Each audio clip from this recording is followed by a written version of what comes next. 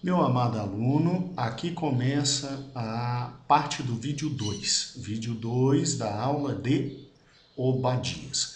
Nós estamos estudando o fenômeno histórico que há por trás desse livro e a razão pela qual Deus diz que vai matar todo um povo e arrebentar toda uma nação. Olha que interessante. Eu quero que você vá agora para o capítulo 27. No capítulo 26, nós temos o nascimento e crescimento desses meninos. Nós temos Esaú, que não ligava muito para as coisas espirituais, bênçãos espirituais, vida espiritual, desprezando a primogenitura. E nós temos agora um momento terrível que está no capítulo 27. Capítulo 27, o pai Isaac sente que está perto de sua morte. Ele já está cego. Ele chama Esaú e Esaú vai e simplesmente vai caçar e fazer um guisado para o seu pai, como seu pai sempre gostou. E daí a preferência de Isaac por Esaú do que Jacó. E aí o que acontece? Acontece um fato extremamente simples. Rebeca está, como sempre, ouvindo por trás das paredes, né? Na época das cortinas, dos panos. E aí Rebeca prepara todo um engenho para enganar. Rebeca faz a comida, Rebeca chama Jacó, Rebeca diz, nós vamos enganar o teu pai para você ficar com a bênção do teu pai. E isso acontece. Os dois enganam Isaac, e aqui está toda a história descrita no capítulo 27. Eles enganam Isaac, Isaac abençoa Jacó, e depois que Isaac abençoa Jacó, chega Esaú, e o pai disse, olha meu filho, para ti eu tenho infelizmente somente uma bênção menor. E o pai diz que ele serviria ao irmão dele, o pai diz que o irmão dele já veio e pegou a bênção antes dele, o pai diz que o irmão dele infelizmente seria senhor. Isso tudo está no capítulo 27, né? E o final dessa história é o versículo 41 que diz, e aborreceu Esaú a Jacó por causa daquela bênção, com que o pai o tinha abençoado. Esaú chorou profundamente, mas tinha jogado fora a primogenitura. E olha o que diz o versículo 41 do capítulo 27 de Gênesis. Esaú disse no seu coração, chegar-se-ão os dias de luto do meu pai, então matarei a Jacó, meu irmão. Esaú tinha dito, quando meu pai morrer, depois que ele morrer, vou matar Jacó, vou acabar com Jacó. Então aquela relação que entre os irmãos era tensa, era ruim, era péssima, se tornou insuportável nesse momento. O irmão mais velho colocou no seu coração que iria matar o irmão mais novo. O versículo de número 42 e 43 diz que Rebeca soube do intento de Esaú e Rebeca fez com que Jacó fugisse para a casa de seu irmão Labão. Amados, a partir desse momento, surgiu entre esses dois irmãos um ódio extremo e profundo. Extremo e profundo porque não souberam ser educados por seus pais. Porque seus pais sempre foram parciais. Seus pais sempre colocaram no coração dos dois a competitividade. Cresceram em competitividade até o ponto do mais novo roubar a bênção do mais velho. E olha que não foi um roubo tão grande, porque o mais velho já tinha jogado por nada, julgado por nada, já tinha entregue ao mais novo a primogenitura. Só que surgiu entre eles um ódio muito grande por parte do irmão mais velho, um ódio maior ainda. E olha que um dia o irmão mais novo que fugiu e foi embora, foi chamado por Deus para voltar. E a Bíblia em Gênesis diz que quando ele vai voltar, isso está no capítulo 33 de Gênesis, O maior medo de sua vida, Jacó, foi o encontro com Esaú. Só que Deus teve tanta misericórdia de Jacó, já que Deus tinha mandado Jacó voltar, Deus teve tanta misericórdia de Jacó, que Deus, no capítulo 33, faz com que, no momento em que os dois se encontrem, os dois se abracem, os dois se beijem, os dois se perdoem. E olha que interessante, todo mundo sabe da história. E quando você pega e vê a história, você vê que no coração de Esaú brota muito perdão por seu irmão, brota muito carinho, brota muito amor. E olha que interessante, os dois passaram a viver juntos na mesma terra. Os dois passaram a viver juntos na mesma terra e eram dois homens muito prósperos. Tanto é que em Gênesis capítulo 36, olha que interessante, Gênesis capítulo 36, versículo 6, diz assim, é muito importante. E Esaú tomou suas mulheres e seus filhos e filhas, e todas as almas de sua casa e seu gado, e todos os animais, e toda a sua fazenda, que havia adquirido na terra de Canaã, e foi para outra terra diante da face do seu irmão. Quer dizer, até esse momento histórico, os dois viviam juntos. Desde daquele momento de amor, compaixão, de perdão, do encontro dos dois, passaram a viver juntos em Canaã e os dois prosperaram. Agora, por que Esaú saiu de perto de Jacó e foi viver em outro local? Versículo 7 do capítulo 36.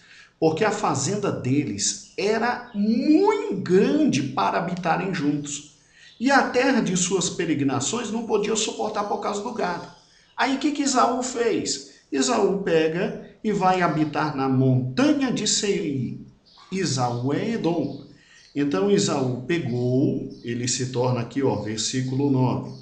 Estas são as gerações de Esaú, pai dos Edomitas, na montanha de Seir.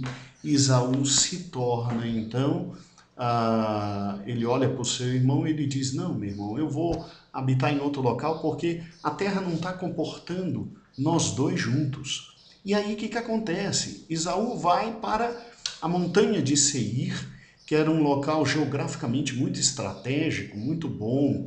Ali nas planícies você tem exatamente o que? Você tem um território que produzia muito fruto, muita uva, muito gado, muita oliveira. Era um território muito próspero. E interessante que Esaú, ao escolher aquela localidade ali, que fica mais ou menos ao sul de Israel, onde Jacó estava morando, ele escolhe uma localidade que é uma localidade próspera, né? Ou seja, plantando ali é como o Brasil tudo dava, e uma localidade montanhosa, aonde dava a ele e os seus descendentes a capacidade de se defenderem de ataques de povos estrangeiros. Então veja que os dois ainda convivem juntos por um longo tempo. Alguns historiadores dizem que aqui eles conviveram juntos entre 5 a 7 anos, e aí como ficou numeroso o gado de Jacó e o gado de Esaú, já não tinha como viver junto. Esaú sai, até para não puxar briga, Esaú sai, vai para outra localidade e é uma terra maravilhosa, uma terra de uma produção muito fértil, uma terra onde havia, irmãos, montanhas muito grandes para esboçar uma defesa, Agora, o que foi que houve? Porque quando Esaú se separa de Jacó, parece que ainda são amigos, parece que ainda são companheiros, parece que ainda são irmãos. E que a separação não foi motivada por briga, porque depois daquele encontro parece que realmente eles desenvolvem entre si um carinho muito grande. Irmãos, a Bíblia não relata, mas depois que eles se separaram, parece que a vida de Esaú não foi uma vida de completo perdão. Não foi uma vida de completo perdão a tudo que Jacó tinha feito. Porque os descendentes de Esaú se tornam, por incrível que pareça, inimigos mortais dos descendentes de Jacó. Ou seja, os filhos de Esaú passam a odiar de forma tremenda os filhos de Jacó. Aqui vai uma lição muito interessante, que não adianta, irmãos, não adianta um momento de perdão, um momento de amor, um momento de carinho, como houve em Esaú e Jacó, naquele momento que eles se encontram e se perdoam. Havia um resquício de mágoa muito grande no coração de Esaú. Havia sim. Havia porque os seus filhos foram criados com ódio tremendo a Jacó. Seus filhos e suas gerações foram criados com ódio irreversível e enorme em relação aos filhos de Jacó. E esse ódio insuflado, ele era tão grande, que Edom, em momentos históricos importantes, fez Israel sofrer. Ou seja, os descendentes de Esaú, em dois momentos históricos que os descendentes de Jacó precisaram, não estenderam as mãos, fecharam as mãos, foram extremamente malignos a ponto de simplesmente maltratarem de forma muito grande os filhos de Jacó. E se tem uma coisa que Deus odeia, é quando tratamos mal os nossos irmãos. Se tem uma coisa que Deus detesta, é quando não temos amor, compaixão e carinho para com nossos irmãos. Eu quero chamar a atenção de vocês para um comentário muito interessante que eu encontrei aqui neste livro. Este livro é o comentário bíblico Bacon. Eu achei um comentário muito interessante aqui. Deixa eu achar aqui rapidinho, bem rapidinho. Vou trazer para os irmãos. Olha que interessante. Quando Esaú escolheu o local aonde ia viver, Esaú escolheu um local estratégico e maravilhoso. Deixa eu só achar aqui rapidinho. Aqui, achei. Está na página 133 desse livro e ele diz assim, ó: os descendentes de Edom seriam exterminados em razão do orgulho e da autoconfiança que trouxeram para o seu coração. Olha que interessante, ó. As montanhas de Esaú eram a principal fortaleza de Edom, que consistia em pontos muito altos para a região aonde eles moravam.